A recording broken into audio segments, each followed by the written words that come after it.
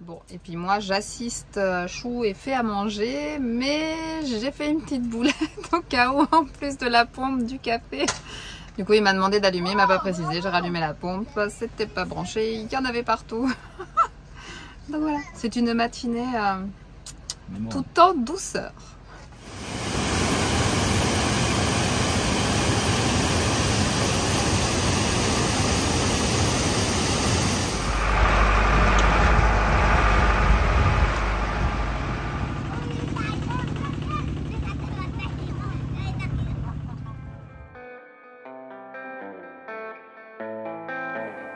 Moi c'est Ilan. Moi c'est Thibaut.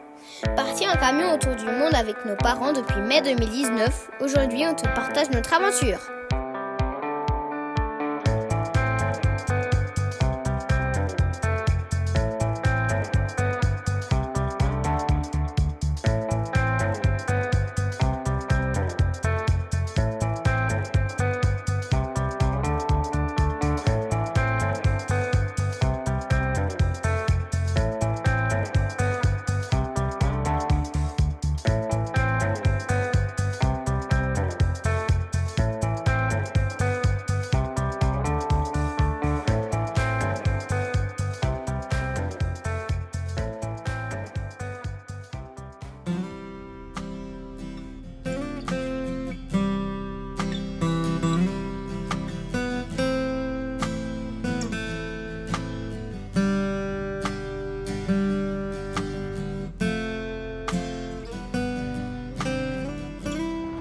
Là on est à nouveau dans un petit village d'ethnie, donc les Katou.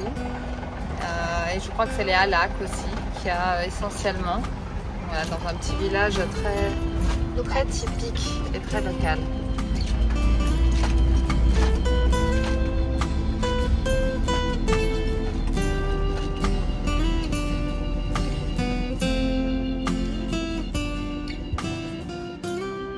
Il s'interroge un peu sur le camion.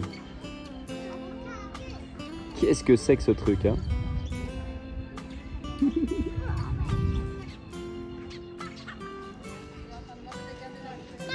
Alors là, on a un petit peu l'accueil du village là. Il y a quelques enfants au Laos, c'est toujours super.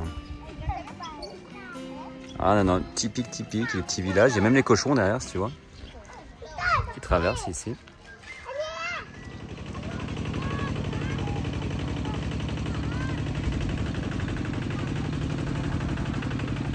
Le village Katou, Ban, Ko, Pung, Pai est un village animiste, c'est-à-dire que ses habitants croient aux esprits. Pour les Katou, la terre est plate. Donc là on est chez Captain Cook, du coup on s'est arrêté nous pour boire un café justement parce qu'on n'a pas trop le temps, mais on voulait quand même voir parce que c'est un endroit où tu peux dormir, où tu peux faire le tour du village avec le propriétaire qui connaît très bien son village, qui va te raconter plein de choses justement sur l'histoire, sur la culture laotienne, donc c'est hyper intéressant. Et puis tu peux aussi, et puis il a aussi une plantation de café et tu peux aussi boire un bon café et ça on confirmera après. Donc elle vient de faire quoi là? Et donc là elle vient justement de le broyer, il a déjà été torréfié. Ça c'est la cacahuète. Ça c'est la cacahuète. Et là du coup elle l'a broyé. Pourquoi vous avez occupé ça? You call a boy. Puchai Ça Song. serait mieux non pour vous?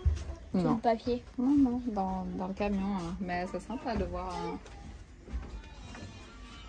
café traditionnel là-haut dans le bambou.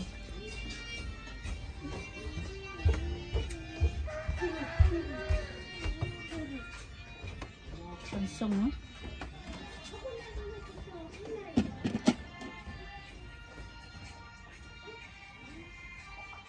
Ça sent bon. Ça goûte. Smell good. Ça goûte. Ça goûte. Bien. La mousse. You drink coffee? Just exciting. Ça mousse.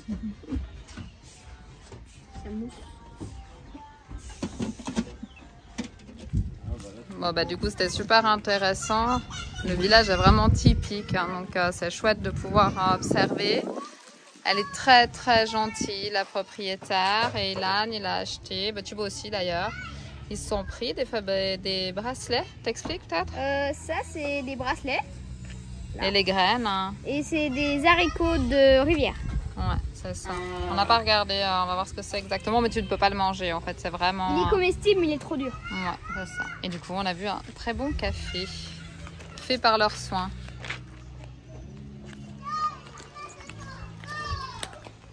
Les hommes peuvent avoir jusqu'à 5 femmes, dont la première est choisie par les familles et mariée dès l'âge de 7 ans. Il est interdit de prendre en photo les personnes âgées pour ne pas voler leur âme. Les enfants fument le tabac dès 3 ans et sont enceintes à 12 ans. Lorsque quelqu'un meurt d'un accident, toute sa famille est exclue du village pour 5 ans et doit vivre dans la forêt. Même si beaucoup de leurs traditions et croyances peuvent choquer, nous ne sommes pas là pour juger. Épisode numéro 32. Carrément. Choupi, je sens le désespoir en toi.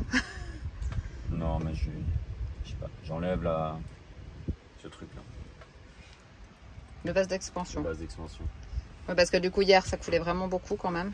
Oui, on en est toujours au fur et à mesure des épisodes avec notre histoire. Là. Non, on avance, on attend la Thaïlande pour le faire, donc on avance quand même. Oui. On a fait des réparations de fortune parce qu'on n'a rien pour réparer. Mais hier, il y avait vraiment Mais en beaucoup haut, de... il fuit, je sais pas. J'ai changé le joint, j'ai tout fait, il tient pas les barres, alors je sais pas. Je vais mettre autre chose parce que ça m'a pas l'air d'être... je sais pas ce que c'est. Donc là, pour l'instant, tu le vires.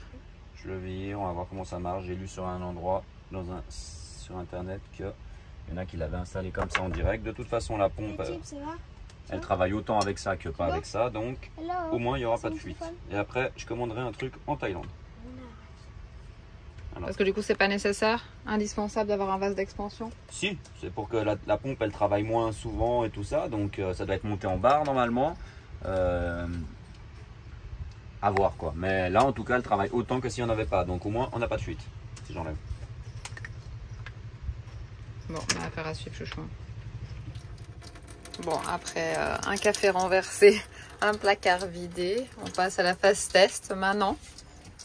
1 hour later. Bon, pendant ce temps-là, les gars sont en train de s'occuper. Ils ont construit un arc. Ils visent. Ils bricolent. Tu bricoles, toi? Tu bricoles quoi? Absolument rien. J'ai fait un truc avec du tuyau bleu, le fameux tuyau bleu, il est encore là. Voilà, et la chambre à air. L'important, c'est de s'occuper. Hein. Pour fouetter Thibaut. Ça, c'est pas une bonne idée. Allez, Bon, et puis moi, j'assiste Chou et fait à manger, mais j'ai fait une petite boulette au cas où, en plus de la pompe du café. Du coup, il m'a demandé d'allumer, il m'a pas précisé. J'ai rallumé la pompe, c'était pas branché, il y en avait partout. Donc voilà, c'est une matinée tout en douceur. Bon alors, c'est parti, cette fois j'allume le bon bouton.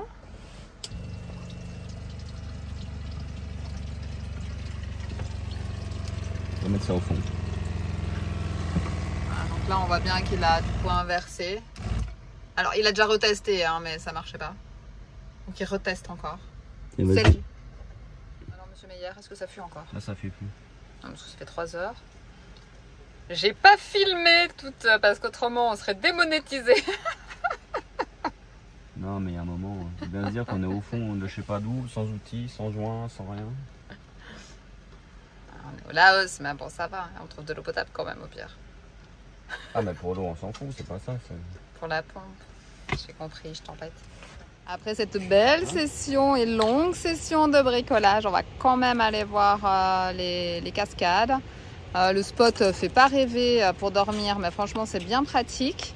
À savoir qu'avant elle était payante, maintenant elle est gratuite, c'est la Tat Phek. Et puis donc elles sont de 5 mètres de hauteur à peu près, elles sont vraiment très jolies également.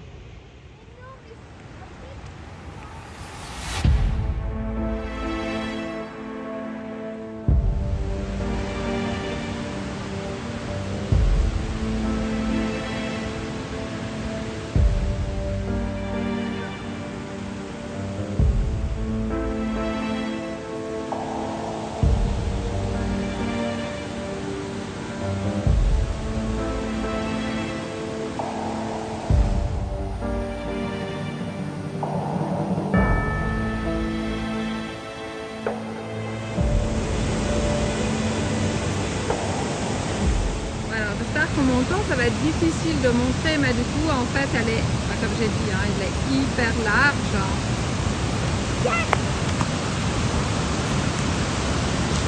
filtrer au mieux. Voilà, elle est en 2 points en fait. Magnifique.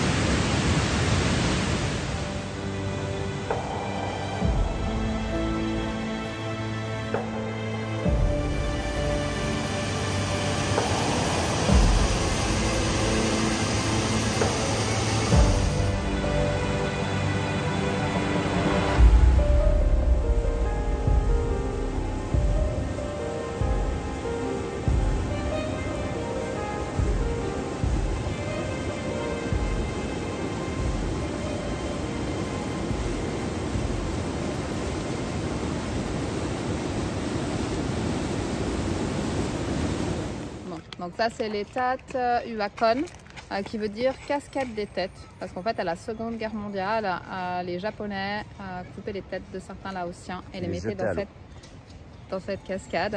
Donc voilà, donc c'est une grande cascade qui se trouve à peu près à 3 km de celle qu'on vient de faire juste avant. Et a priori elle est impressionnante parce qu'elle fait 7 mètres de haut et 100 mètres de large. Donc on va voir ça.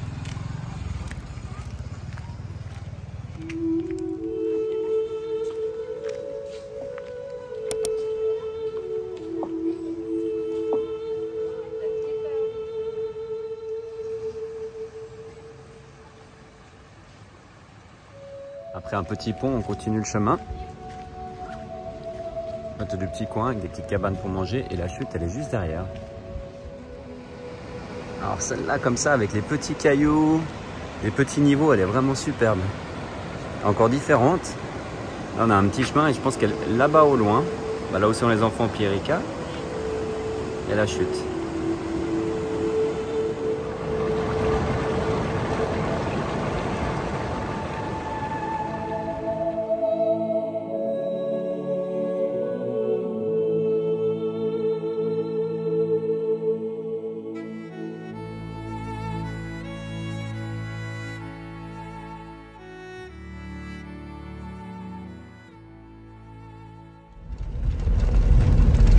Bon après ce petit arrêt là, vraiment ces cascades étaient vraiment très chouettes, en plus avec beaucoup de locaux, les jeunes là qui arrêtent pas de sauter, c'était vraiment super cool. D'ailleurs les nôtres ils voulaient sauter aussi. Ouais, ils voulaient sauter aussi, mais effectivement j'ai lu qu'en tout cas dans celle d'en haut qu'il pouvait y avoir des petits poissons là qui remontent dans l'urètre, donc on n'a pas forcément envie de prendre le risque, même si on imagine bien que s'ils sautent là, c'est qu'il n'y en a pas, mais dans le doute. Et du coup, bon, on reprend un petit peu de piste. Mais les paysages sont incroyables. Hein. Moi, j'aime beaucoup. Hein.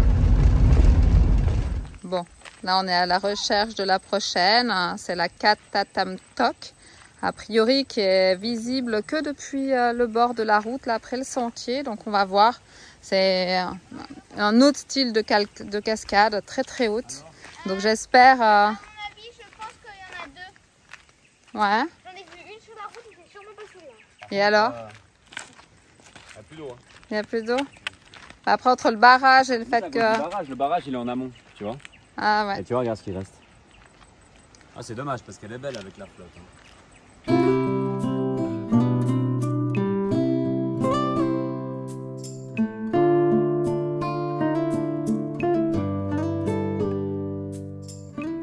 milieu de la nature, là, comme ça, hein, c'est chouette.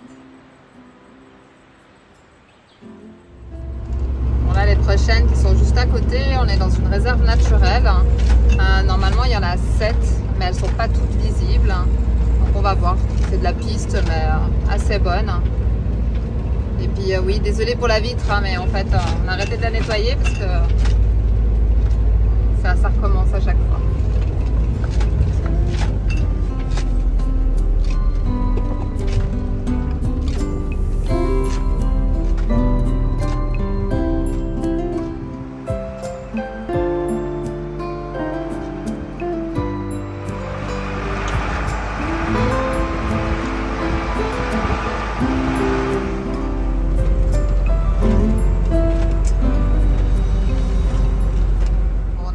Mais quand même c'est pas forcément évident, hein. Il y a pas mal de pistes bien poussiéreuses. Ne pas venir en saison des pluies en véhicule, je pense. Ah, je pense que ça peut rendre service. Et puis voilà, effectivement c'est marqué en fait 5,3 km et effectivement il faut continuer. Heureusement nous, on a failli faire le demi-tour, on a croisé des filles en scooter. Ouais. Non, parce que je pensais qu'on avait fait 5 km déjà. Ouais, juste avant. Bon, la route, elle commence à descendre, t'as ça de poussière dans les routes, c'est un peu... Chaotique. Donc on va voir ça. Ah bah tiens.